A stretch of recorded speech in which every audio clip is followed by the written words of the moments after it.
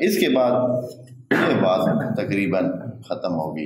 یہ بات مربوط تھی موت سے، یعنی کسی بندے کو قتل کیا جاتا تو خدا کریم کی طرف سے اس کے بارے میں کیا حکم دیا گیا ہے اور اس کو کیسے برتاؤ کرنا چاہیے. آپ قتل اگر کوئی ہو گیا تو اس کے بعد اگلی آیت اب ہے،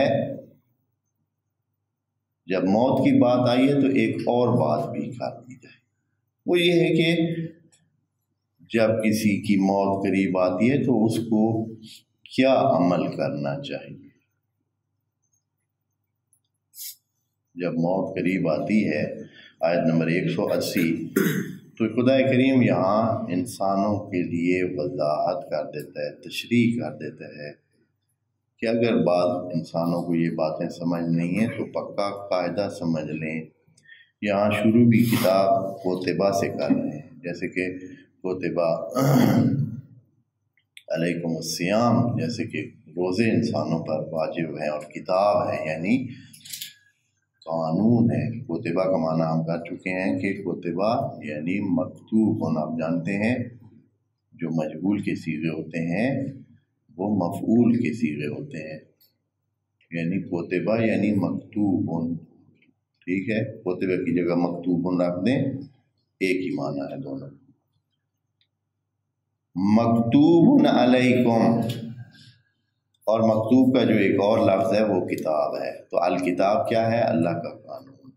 جہاں جہاں الکتاب لفظ قرآن میں استعمال ہوتا ہے اس کا مطلب یہ ہے کہ جو اللہ کے دیے ہوئے قانون ہیں. کوتبہ علیکم، اللہ کا لفظ جہاں استعمال ہو دوستو وہ ذمہ داری کا شاخسانہ ہوتا ہے. یہ دکھا رہا ہوتا ہے کہ کوئی ذمہ داری والی بات ہو رہی ہے. جب کسی کے اوپر علا لگ جائے کہ بھائی علیکم یعنی آپ کی ذمہ داری ہے تمام مومنوں کی. کیا ذمہ داری ہے؟ کوتبہ علیکم اذا حضر احدکم الموت، جب آپ میں سے کسی پر آ جائے موت. یہاں لفظ بولا ہے حاضرہ، بعض دوسری آیات میں ہے جاء الموت اور حاضر الموت میں کیا فرق ہے؟ جاء الموت جو ہے وہ ہوتی ہے جو موت بالکل موت کا وقت ہوتا ہے، وہ موت یعنی 5 بجے فرض کریں کہ کسی نے مرنا ہے تو یہاں استعمال ہوگا جاء الموت، موت بندے پر آ چکی. لیکن حاضر الموت کا مطلب موت کا وقت نہیں ہے، اس لیے کہ موت کے وقت تو پھر کوئی بندہ وصیت نہیں کر سکتا ہے. حاضرہ کا مطلب یہ ہے کہ جب آپ کو اپنی موت کا تقریباً پتہ چل چکا ہے. اس سے ایک اور بات بھی واضح ہو جاتی ہے. بعض اوقات لوگ یہ اس بارے میں یہی کہ جو روٹین کی تفسیریں ہیں، جو روایتی تفسیریں ہیں یا اس طرح، انہوں نے صحیح اس بارے میں اجل اور اجل مسمى کا معنی صحیح نہیں فرق اس میں ڈالا اور یہ کہہ دیا ہے کہ ہر انسان کی موت کا وقت معلوم ہے. اس کی اصلی موت اجل مسمى کا وقت اللہ کو معلوم ہے. کس موت کا جی؟ اجل مسمى، یعنی جو اللہ کے نزدیک موت کا وقت ہے وہ فکس ہے، لیکن اجل جو ہے اس کا وقت فکس نہیں ہے. اس کا وقت کسی بھی اور واقعے کی وجہ سے بھی اس سے پہلے بھی ہو سکتا ہے، اجل اس سے پہلے بھی ہو سکتی ہے. قرآن کی آیت جب وہ آئے گی تو انشاءاللہ عرض کریں گے. تو یہاں حاضرہ بھی کہہ کر اللہ فرما رہا ہے کہ جب حاضر ہو یعنی جب موت کے آثار کسی پر آ جائیں، فرض کریں کہ ایک بندہ مناسب عمر گزار چکا ہے، یا یہ ہے کہ خدا نخواستہ کسی حادثے میں زخمی ہے، کسی حادثے میں ایسی صورتحال بن چکی ہے، یا یہ ہے کہ اس پر ایسی بیماری طاری ہو گئی ہے کہ اب روٹین کے جو علاج چل رہے ہوتے ہیں ان کے مطابق اس بندے نے مثلاً 1 مہینہ 2 مہینے 3 مہینے اتنے تک ہی زندہ رہنا ہے، اور پھر اب اس نے کیا کر جانا ہے؟ فوت ہو جانا ہے. اپنی اجل کے ساتھ، اجل مسمہ کے ساتھ نہیں، اجل کے ساتھ۔ تو یہ بندہ کیا کرے؟ اللہ کی طرف سے حکم آ رہا ہے کہ اس بندے کو چاہیے کہ کیا کرے، جب موت کے آثار واضح ہیں کہ بھائی اب مر ہی جانا ہے، چاہے وہ آخری اپنی اس پر بھی ہو، تو چاہیے کہ وصیت کرے۔ لیکن وصیت ہر بندے پر لازمی نہیں ہے۔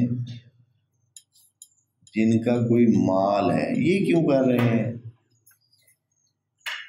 جن کا کوئی مال ہے وہ وصیت کریں۔ وصیت کا یہ ہے کہ واضح کر جائیں کہ یہ اتنا مال جو ہے فلاں کو ملے گا، اتنا مال فلاں کو دے دیں۔ اور یہاں دو چیزیں مہم جو ہے وہ اہمیت کے لیے بیان کر رہے ہیں کہ والدین کے لیے، باقی حصوں کی آیات دوسری جگہ میں موجود ہیں۔ ارث کی جو آیت ہے جہاں ارث کی تقسیم کا ایک فارمولہ قرآن نے بتایا وہ اپنی جگہ پہ موجود ہے، وہ انشاءاللہ پڑھیں۔ یہ کلی بات ہے کہ دیکھیں جب انسان کوئی مر جاتا ہے تو یہاں یا تو بالکل کچھ بھی بات نہیں بتاتا، بھول جاتا ہے، یا بتانا ہی نہیں چاہتا ہے، بس چھوڑ جاتا ہے خود ہی تقسیم ہو جائے گا۔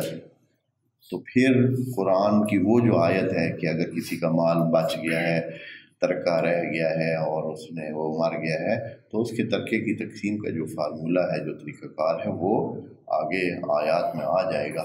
لیکن یہاں خدا کریم اس سے پہلے بندے کو خود ہی چاہ رہا ہے کہ آپ بجائے اس کے کہ آپ مریں اور اس روٹین کے فارمولے کے مطابق عمل ہو، آپ اس سے پہلے خود مصلحت کو دیکھ کر، ضرورت کو دیکھ کر، حالات کو دیکھ کر اس کے مطابق خود فیصلہ کر لیں اور ابھی سے کیا کر لیں؟ وصیت کر دیں۔ دیکھیں جب مر جائے گا اور شرعی طریقہ کار کے مطابق ارث تقسیم ہوگا، وہ تو پکا فارمولہ ہے، اس میں حالات کو نہیں دیکھا جائے گا کہ امیر بیٹے ہیں، غریب بیٹے ہیں، ضرورت مند بیٹے ہیں، کتنی ضرورت ہے کتنی نہیں ہے، اس طرح کی چیزوں کو نہیں۔ پھر وہ پکا فارمولہ ہے، چاہے اس کے بیٹے مثلا ایک بہت امیر ہے ایک بہت غریب ہے، لیکن جب تقسیم ہوگا تو کیا ہوگا؟ وہ برابر ہوگا۔ لیکن جب ابھی زندہ ہے تو ابھی اس کے ہاتھ میں ہے کہ کیا کرے؟ طریقہ کار اپنی طرف سے وضع کر دے کہ بھئی یہ جو ہے اس طرح کریں کہ میرے اموال کو اس طرح تقسیم کریں۔ یہ قرآن کے مطابق اجازت ہے کہ وہ اپنے مال کے لیے کیا کرے؟ طریقہ کار وضع کر دے کہ بھائی میرے والدین کو اتنا دینا ہے، میرے بھائیوں کو اتنا دینا ہے، یا میرے اولاد فلاں کو اتنا دینا ہے، فلاں کو اتنا دینا ہے، فلاں۔ یہاں وہ اپنی مرضی کر سکتا ہے، اپنی مرضی کے مطابق حصے رکھ سکتا ہے، کسی کا بڑا، کسی کا چھوٹا، کسی کا جتنا مرضی وہ چاہے رکھ سکتا ہے۔ وصیت میں جب موت سے پہلے کرے، موت کے بعد جو آٹومیٹک طریقہ بنا ہوا ہے اس کے مطابق ہوگا، لیکن موت سے پہلے ہر کسی کے اختیار میں۔ اور اگر جو ہے مثلا عام زندگی میں تو ویسے ٹوٹلی انسان صاحب اختیار ہے کہ اپنے مال میں جو کچھ مرضی کرے، اولاد کوئی اس میں رکاوٹ نہیں بن سکتی۔ یہ ہمارے ہاں ایک غلط ذہنی کیفیت موجود ہے لوگوں میں، پتہ نہیں کس نااہلی کی وجہ سے اور کس اس کے ساتھ، کہ بچے سمجھتے ہیں کہ والدین حتماً جو والدین کا مال ہے، والد کا مال ہے یا والدہ کا مال ہے، وہ ان کا مال ہے اور انہیں حصہ دینا چاہیے۔ وہ ابھی زندگی میں ان سے حصے اپنے مانگنے شروع کر دیتے ہیں، حالانکہ جب تک کوئی بندہ والد زندہ ہے کسی اولاد کا ایک دھیلے کا بھی حصہ نہیں بنتا ہے۔ زندگی میں وہ اپنا مال سارے کا سارا کسی تیسرے بندے کو دے دے تو اس کا حق بنتا ہے، اس کا حق ہے، اس کا اپنا مال ہے۔ اولاد کو نہ قانونی طور پر نہ شرعی طور پر کوئی حق نہیں ہے اس کے مال میں، وہ اس کے مال کے مالک نہیں ہے کہ وہ اپنا حصہ مانگنا شروع کر دیں، جیسے کہ ابھی بعض اوقات ایسے ہم دیکھتے ہیں مانگ لیتے ہیں۔ جیسے اس کی مرضی آئے وہ تقسیم کر سکتا ہے۔ کتب علیکم، ترجمہ سنیں، کتبہ پس یہ قانون الہی ہے، ہاں، اور کتبہ پھر الکتاب میں آ جاتا ہے، اور اس کا مطلب یہ ہے کہ یہ جو الکتاب قرآن میں ذکر ہوتا ہے جو کہ پچھلی کتابوں کو بھی شامل ہے، یعنی تمام وہ احکام جو اللہ کی طرف سے آئے ہیں وہ والے احکام ہیں یہ۔ کتب علیکم اذا حاضرہ، پس حاضرہ اور جا میں فرق دوستوں نے سمجھ لیا۔ جا الموت کا مطلب ہوتا ہے کہ موت بس آ گئی ہے، یعنی اب مرنے کا ٹائم ہے، لیکن حاضرہ الموت کا مطلب مرنے کا ٹائم نہیں ہے۔ حاضر الموت کا مطلب یہ ہے کہ موت سے پہلے موت کے آثار کا پتہ چل جانا کہ اب کچھ ہی دن ہیں یا کچھ ہی مہینے ہیں، چاہے جس وجہ سے، بیماری کی وجہ سے بھی ہو سکتا ہے یا ویسے عمر کے حالات سے بھی بندے کو کچھ ٹائم پہلے اندازہ ہو جاتا ہے۔ احدکم الموت، البتہ شرط یہ ہے کہ ان ترک خیرن، اگر کوئی خیر چھوڑے تو، اگر کوئی مال چھوڑے تو، قرآن میں خیر کا لفظ استعمال ہوتا ہے تو اس سے مراد اکثر یہی لیا جاتا ہے، مال ہی لیا جاتا ہے، لیکن مال جو ہے یہ بہت ساری چیزیں ہو سکتی ہیں، مال صرف لکھا ہوا مال ہی ہے، لیکن خیرن سے مراد مال بھی ہو سکتا ہے، مال کے علاوہ عہدے بھی ہو سکتے ہیں، اور بھی کوئی چیز جو قیمتی چیز ہے۔ خیرن یعنی جو انسان کو خیر پہنچا سکنے کی صلاحیت رکھتی ہے، جو انسان کو خیر پہنچا سکنے کی صلاحیت رکھتی ہے، کوئی بھی چیز ہو، چاہے وہ دنیاوی خیر پہنچائے یا اخروی خیر پہنچائے، تو اس کے لیے وصیت کر جائے بندہ، کیا حرج ہے اس میں، اخروی خیر بھی پہنچائے تو بھی، لیکن عام طور پر اس کا معنی جو کیا جاتا ہے خیر کا وہی مال ہے۔ اگر کوئی خیر چھوڑے جا رہا ہے، اگر تو خیر یعنی مال وغیرہ کچھ بھی نہیں ہے، کچھ بھی نہیں ہے، ہیں جی، کیا چھوڑے جا رہا ہے؟ کچھ بھی نہیں چھوڑے جا رہا، تو پھر اس کو وصیت کرنے کی ضرورت، پھر کیا وصیت کرے گا؟ ہاں جی، بس پھر دعا کی وصیت ہی کر سکتے تھے، دعا کی وصیت کر دے، ہاں، اللہ ہی خیر کرے۔ ان ترک خیرن، اگر خیر کوئی چھوڑے، یعنی کوئی مال وغیرہ یا قیمتی چیزیں جن کو معروف سمجھا جاتا ہے کہ یہ کسی کام کی چیزیں ہیں، تو اس میں کیا کرے؟ کوتبہ الوصیۃ، کوتبہ کا نائب فاعل یہاں آ گیا ہے، جو دوست نحو کے حوالے سے تھوڑی سی توجہ رکھتے ہیں، کوتبہ کو کیا ہے چاہیے ہوتا ہے؟ نائب فاعل۔ جب مفعول فعل مجہول فعل استعمال ہوتا ہے تو اس کو کیا چاہیے ہوتا ہے؟ نائب فاعل چاہیے ہوتا ہے، تو یہاں الوصیۃ اس کا نائب فاعل ہے، بس کوتبہ الوصیۃ۔ اچھا، کس کے لیے بھائی وصیت کرے؟ للوالدین، لام فیور لگا ہوا ہے، لام کیا مالکیت کہہ سکتے ہیں، یا جو کسی کے فائدے کے لیے ہوتا ہے اس کا وہ لام لگا ہوا ہے، للوالدین، والدین کے حق میں، والدین کے حق میں وصیت کرے، والاقربین، اور اقربین کے حق میں۔ البتہ کیسے وصیت کرے؟ ہاں، دکا شاہی چلا دے بھائی، ایسے ہی بھائی، اچھا اس کو اتنے دے دیں، اس کو اتنے دے دیں، اس کو بغیر اس کے کہ کوئی فارمولہ نظر میں رکھے، کہتے ہیں بالمعروف، معقول انداز میں، کامن سینس کے مطابق۔ قرآن میں لفظ معروف بہت جگہ استعمال ہے، اور ہم پہلے بھی اس پہ بات کر چکے ہیں۔ معروف اجتہاد، قرآنی اجتہاد کا رکن ہے۔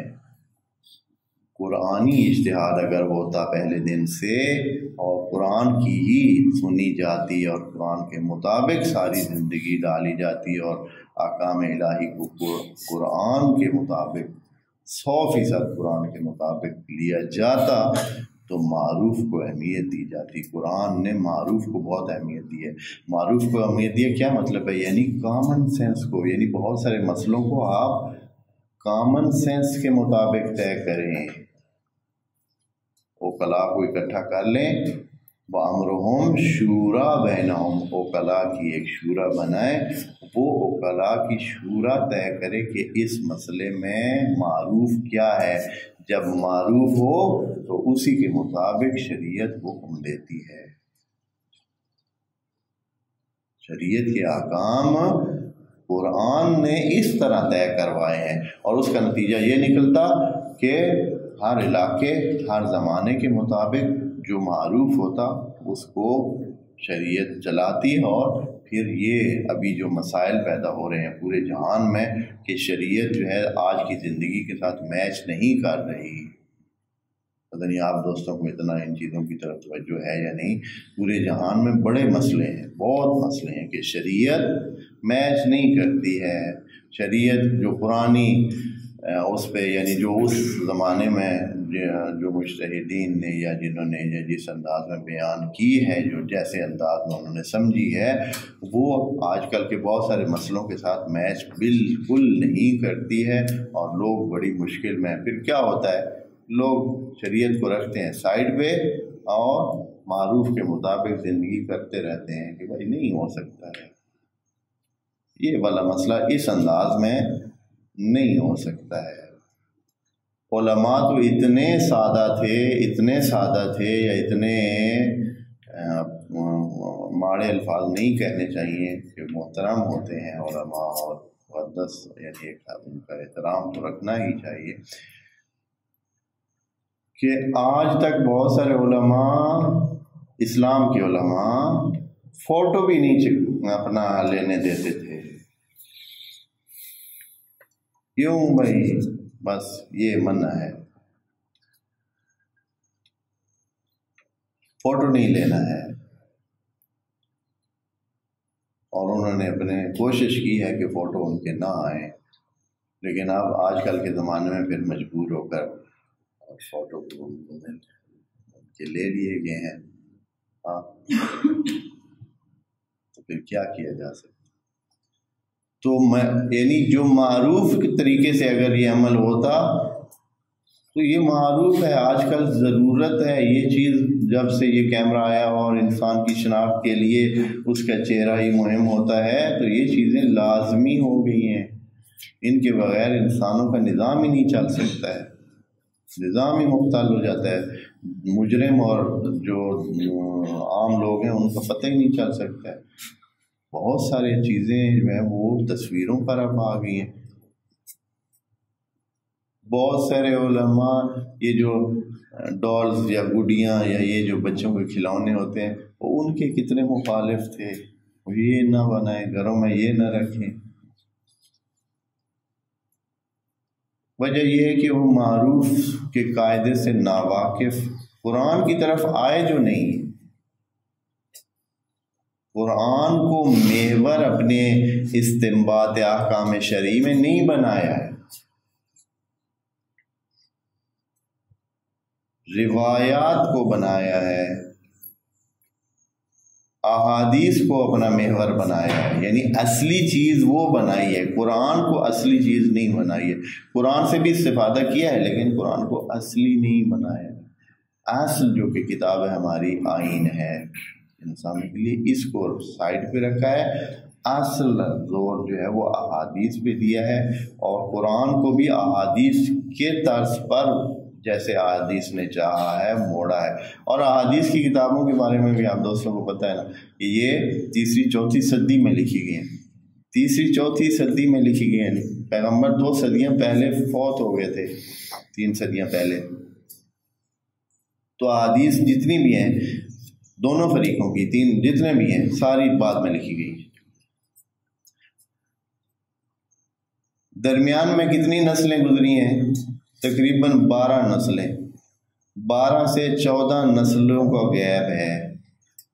14 نسلیں تبدیل ہو چکی تھیں، پھر حدیث کی کتابیں جو ہے وہ لکھی گئیں، اور ساری ہماری جو فقہ اس وقت چل رہی ہے پورے عالم اسلام میں تمام فرقوں میں جتنی بھی فرقیں چل رہی ہیں وہ انہی احادیث کی کتابوں اور روایات کی کتابوں کے مطابق چل رہی ہیں، اور یہ 3-4 صدیاں بعد میں لکھی گئی۔ اور جو اوریجنل کتاب ہے جو اللہ کی طرف ہے، جس میں کسی حرف کی اونچ نیچ کا بھی سارے مسلمان قائل ہیں کہ نہیں، فرق اس کو سائڈ پہ رکھ۔ اس لیے قرآن کی فقہ میں اور ابھی جو موجودہ فقہیں ہیں ان میں کافی سارا فرق ہے، کافی سارا فرق ہے۔ انشاءاللہ جیسے جیسے آئے گا تو ذکر کرتے جائیں گے۔ تو یہ سوچنے کی باتیں ہیں دوستو، سوچنے کی باتیں ہیں۔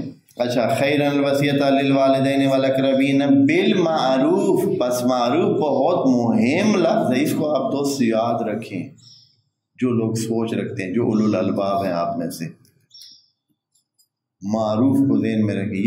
اس کا انگریزی میں ترجمہ تو کامن سینس بہت اچھا وہ بنتا ہے، لیکن ہماری اردو میں شاید اس کا بالکل بعین ہی متبادل اور متعادل عدل ایسے ڈھونڈنا چاہیے، ہوگا مل جائے گا، لیکن ابھی میرے ذہن میں تو نہیں آ رہا ہے کہ کوئی اس قسم کا ہونا چاہیے۔ وہ یعنی ایک جس کو سارے ایکسیپٹ کرتے ہیں، کہ ایسی بات جس کو سب بھی ٹھیک مان رہے ہیں، سب بھی ٹھیک مان رہے ہیں۔